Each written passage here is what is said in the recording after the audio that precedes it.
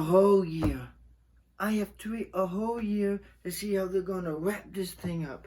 A whole year to see what's going to happen to Miles Morales and the Spider-Verse. A whole year. But you know, it's fine. It's okay. Because if I can wait to still get that autograph from Scarlett Johansson that I asked 2 years ago, I think I can wait 1 year for the new Spider-Man movie to come out. Hey, I'm Britton and welcome to Film Lover Corner. Before I start the review for Spider-Man Across the Spider-Verse, I just wanted to send a big shout out to my friend and to my buddy Wilmer. Wilmer, you're a great buddy. You're an inspiration to me.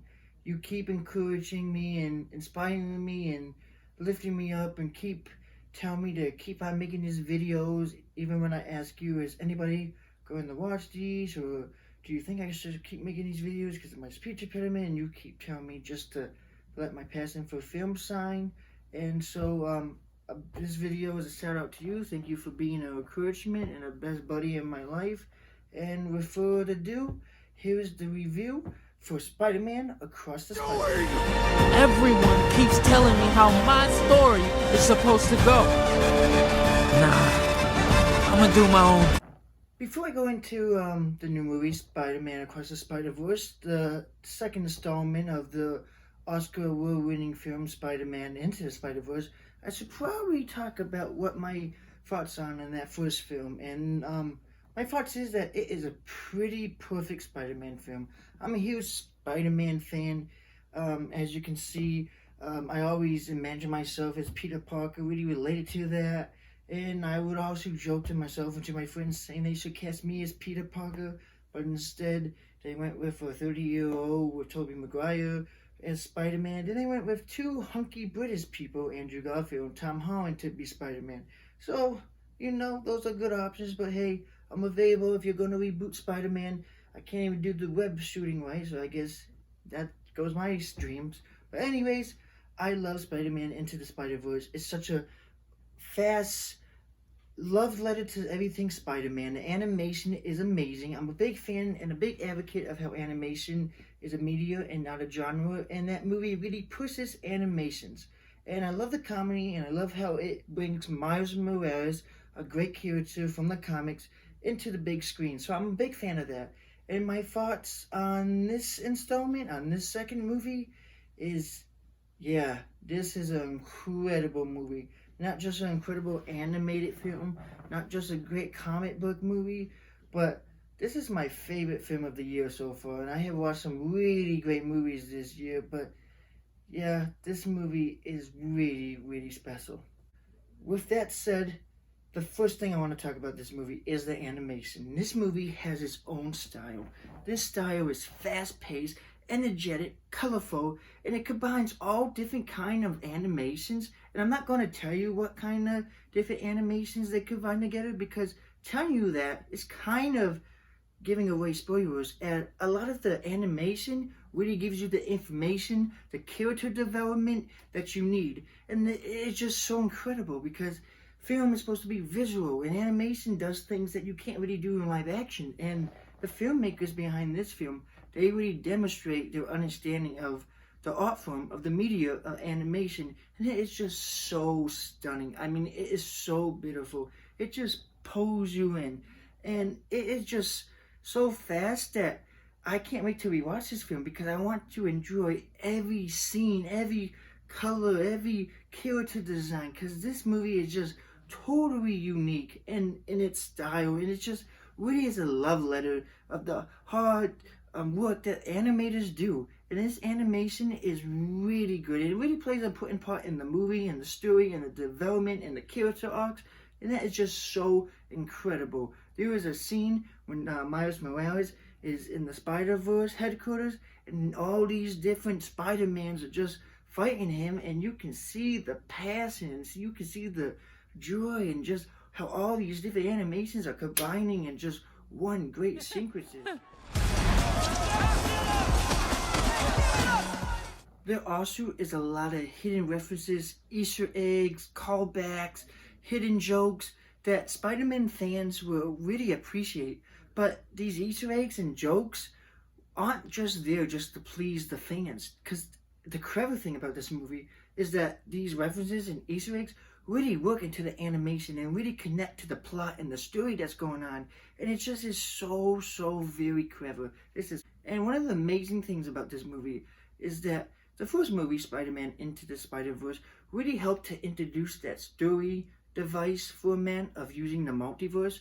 And since then, we have seen many movies about the multiverse. You would think that with all of these multiverse movies, these filmmakers may be not being able to keep the multiverse fresh, but Spider-Man Across the Spider-Verse is able to really use the multiverse story format, not as a gimmick, but they're able to really show that, hey, we still got fresh ideas, we still are going to give you cool ideas, and this movie gives it. I mean, there is a lot of neat things that they do with the multiverse format. Not only do you get to go to all these different multiverses with all these different animation styles, but you also get these new like concepts and ideas and story elements that really are unique, and it really works. I mean, I keep thinking about one of the main things they talk about in this movie, and it just is really clever from a Spider-Man fan point view and a filmmaking view. It just really goes together. And that's another thing. The writing in this film is terrific. I mean, this movie has as most movies do, 3-act story, 3-act plot. And this movie is really able to keep the momentum going. When I was watching it, the first half of the movie, not half, but the first act of the movie, I was enjoying what was going on, learning more about Miles and seeing him adjusting as being Spider-Man and being the son to his mother and father. But it wasn't what I was expecting from the trailers. But then after that first act, when we get to the meat of the story, which happens in the second and third act, I was like, this is very clever, because you need that first act, because that first act is building up to what you're going to see in the second and third act. This first act is showing you and introducing you and reintroducing you to these characters, and this really is paving the way to what's going to happen, and it is just excellent. I mean, you go back and you just have a great appreciation, a new appreciation for the first act of the movie, and that is because of the writing. And the writing is terrific in this movie. The humor is sharp. The drama is sharp.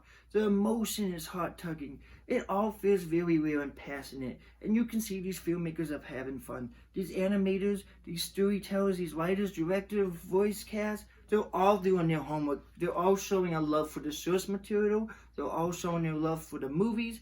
They're all showing their love for Spider-Man. And it's just a beautiful, beautiful tribute to Spider-Man and to what Spider-Man means to a lot of fans, and to what Miles Morales means to a lot of fans, because a lot of people are reflected from him and relate to him, and you just don't have to be black or white to identify with these characters, and it is just so amazing to see that on screen. Hey, who's the new guy? Hey, Pop. I'm sorry. Who are you? I'm glad you asked, new guy. One of the other main things I really love about this movie is the themes. This movie is about legacy, and not just the legacy of Spider-Man and the legacy of comics and the legacy of animation, but this is also about the legacy of our own stories, how we define our stories, how we don't let the world define our stories, because Miles Morales is trying to define who he is as Spider-Man, and other people are telling him what's supposed to happen when you become Spider-Man. And he is not going to let that happen, because he is in charge of his story. And I really love that, because no matter where you come from, you can really relate to that. And you can relate to how the environment around you tries to tell you your story for you, but you need to tell your story. And I love that.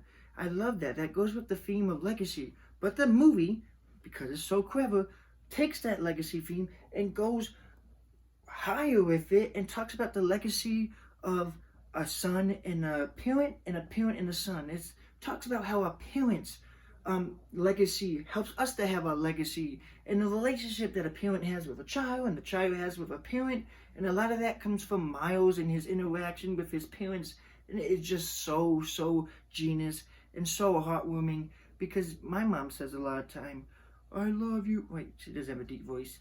I love you, Britton. I wouldn't know what I would do with myself. You are my life. And, you know, usually I say, what are you talking about? But in this movie, there's a nice tender scene between Miles and his mother.